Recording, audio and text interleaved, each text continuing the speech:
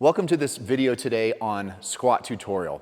If you've seen any of my foundational educational pieces, you have heard me say that everything starts from breathe, sit, stand, walk. Those are the foundations of all human movement. We have to know how to breathe. The idea of sitting correctly, transitioning from sitting to standing is what? It's squatting.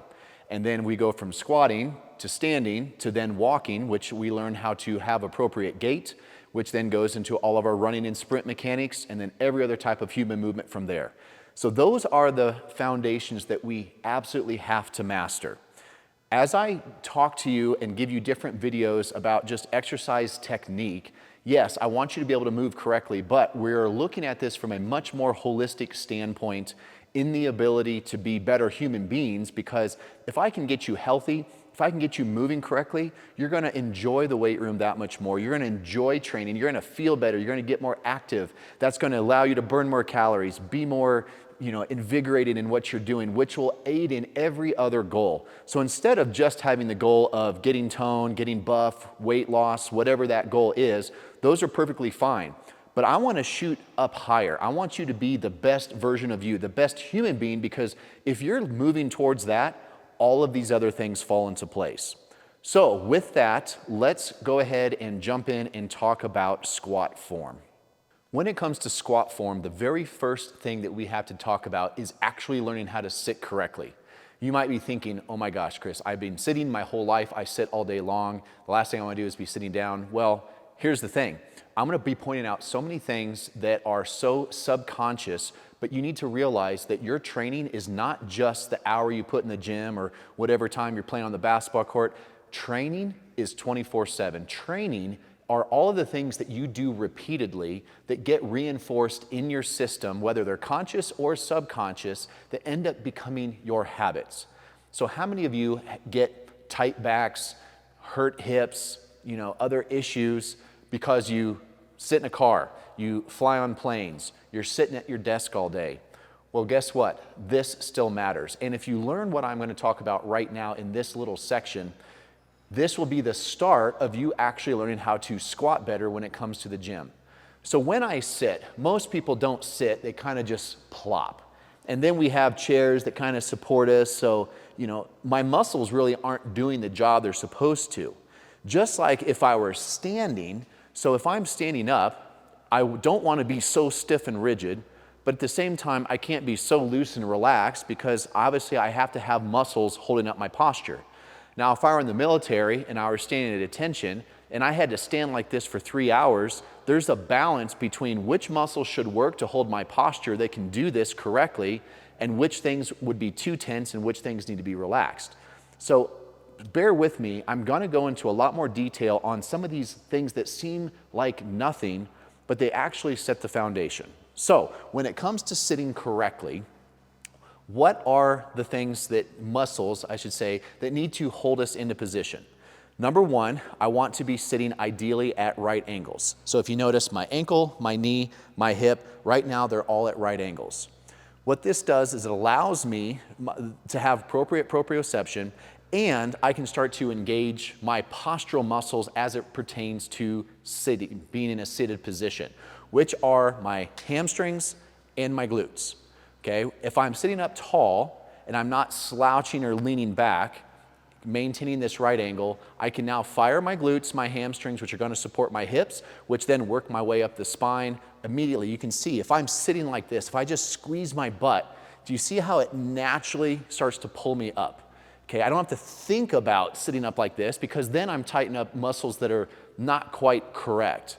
But if I get the dominoes in order, starting from my foundation from the pelvis, which you can see, I can sit here and rock my pelvis, but if I just squeeze my butt and flex my hamstrings, that naturally happens, which automatically allows me to sit up and I don't have to think about being super overly tight with other muscles. And then if you're sitting at your desk, whatever, I can do my work, I'm sitting in the car, sit in the plane.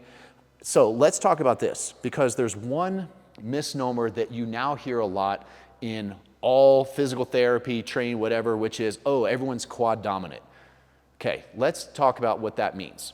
First off, it's based on a true concept, but most therapists and trainers don't even know what that really means if you explain it. It's become a marketing buzzword, just like everything else, where it's more about sales and trying to sound smart than actually being able to describe what's going on. If you ask the average trainer or therapist, what does it mean that I'm quad dominant? They're just going to tell you your quads are stronger than your hamstrings. Well, it's a very rudimentary way of thinking about it, and it's not the most accurate way of describing what's happening in the human body. So let me give you a better example of what I mean when someone says they are quad dominant. When you're a little kid, you don't think about stretching before going out to recess. You don't think about, I got to warm up before jumping out of a tree or off the fence or, going and jumping on the trampoline. As a kid, you just do these things and you're not tight, you're not sore, you don't hurt your back when you jump off things. You don't think about, I'm going to blow out my ACL. And why is that? It's because as a kid, your muscles are in relative balance. Your body is working more towards its original human design. It's only after sitting in school for years and having some sports injuries and you get into training and now we train inappropriately, we create all these imbalances. That's where all the bad stuff starts. Now, the only thing the kid doesn't really have is he doesn't have absolute strength, right? Kids can be flexible, we can be balanced, we can feel good. You just can't bench press 400 pounds. So absolute strength has to grow over time, which is where we do get into training, and it is important, especially for higher and higher levels of force production. But when we do that, a lot of times we get a lot of bad with the good, and that's where we get into a lot of issues. So my job is to really help you go back in time to become that kid again. Because at the end of the day, isn't that how you want to feel? Right? When I was leaving college and my body was broken from all the sports and all the bigger, faster, stronger BS, I felt like an 80-year-old man. I didn't feel like a 20, 21, 22-year-old. Now at 47, I feel more like a 22-year-old because of all the processes that I had to learn. Unfortunately, I had to go through a lot of injuries and a lot of fixing myself to get to that process, which you're now benefiting from today. All right, but let's get back to sitting correctly and this idea of quad dominance. So here's what I mean. If I have you sit in a chair, I want you to try this along with me. When you're sitting in the chair, we've got our posture from our right angles. Now it's time to flex my hamstrings. Again, what are the hamstrings going to do? They're going to pull my foot back, doing a leg flexion, and my quads would do the opposite. They would kick out, giving me a knee extension. So if I'm pulling back, it's like I'm digging my feet back into the floor. Now, here's the thing. I'm sitting on a chair, which means there's no weight on my quads. And by this principle called reciprocal inhibition, when you turn on one muscle, it tells the other muscle to turn off, and vice versa. Again, if someone walked up to me and punched me in the bicep really hard and my bicep freaked out and it flexed and it tightened up to try to guard and protect, what makes more sense? Should I do this and push my arm down? Or should I learn to use this tricep so that you can see that muscle lengthening? That's how muscles are supposed to work when we're in motion, because when I do anything, if you're throwing a punch, right? If my bicep stays on, it's acting like a brake and it's slowing me down. I'm getting co-contraction, which by definition is what happens when we have muscle spasm. So like if you hurt your back tightens up, you're not feeling so much like a herniated disc or a fracture. You're feeling the pain and the pressure of all those muscles that are locked up, which is why massage and painkillers and that kind of stuff can temporarily make you feel better, but they don't get to the root cause of the problem, which is get your muscles working correctly again, which means they need to go from this to this so that you can absorb force again. Okay, so coming back to this, if I am trying to use my hamstring, my quad should be lengthening. It should be turning off. And because there's no weight on it, why should it work at all? It shouldn't. And so here's what's going to happen though. I would say 8, if not 9 out of 10 people, when I first teach this, and I tell them to flex their glutes and their hamstring, watch, this is what's going to happen.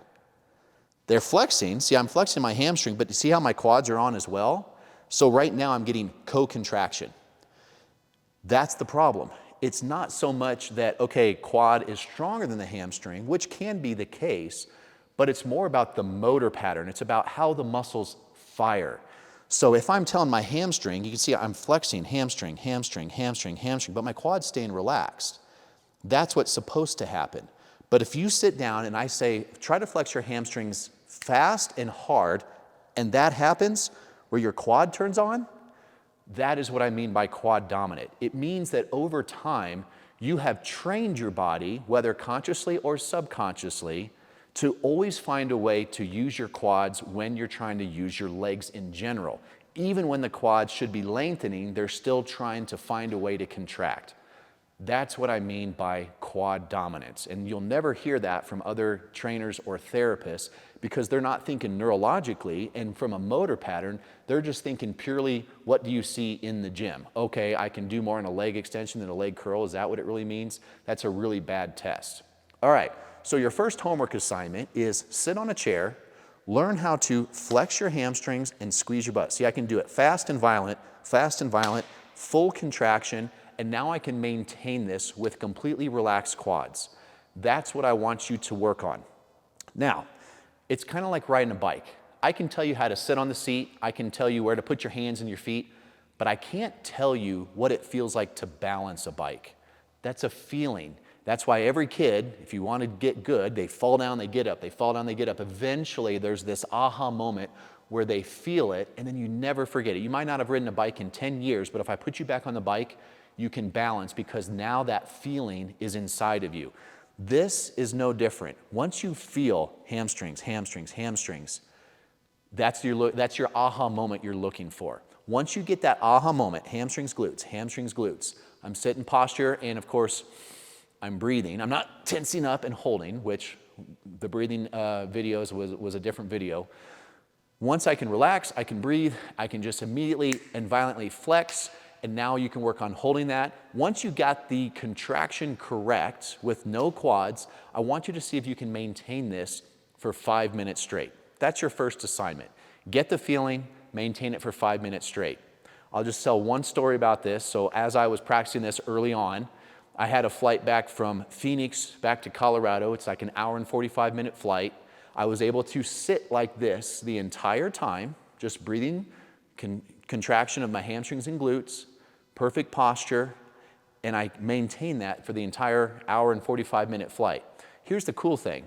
When the plane lands, ding, everyone gets up, most people, what do? They're sore, they're stretching. What did I do? Oh, I got up and I'm like, man, I feel pretty good. I just got done working my posture correctly for that entire time. And guess what? That's how our bodies are meant to work. So I practice this, whether I'm sitting on a plane, whether I'm sitting in a car, whether I'm sitting at a desk. Now, do you have to do it all the time? No, you don't have to do it all the time. But get good at this because this is the first thing to learn for proper squat form.